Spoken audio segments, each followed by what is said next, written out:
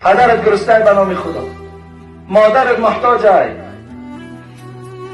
همون بعض مادرها پیرانسال شدن بیچاره، دنداناشون کرم خوده بیچاره، دندان نداره، بچهش ارتیسی 3000 گفتیست. دندانای مادر تساس کن، دعای همون را بگیر، کودککات بر در یک مکتب خوب بگذار،